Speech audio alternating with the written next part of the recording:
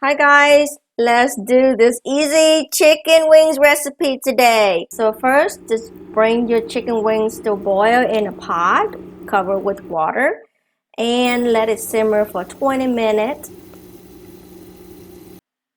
In the meantime, get you some sauce going.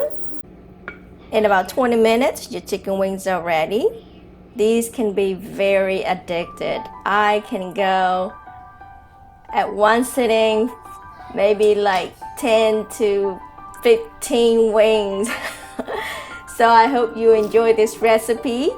It is no powder, no deep fry, no splattering. It's very easy and simple. Give it a try. Thumbs up if you like it, and thanks for watching. Subscribe if you haven't for Vietnamese, Asian, home cook, gardening, and more. Bye bye.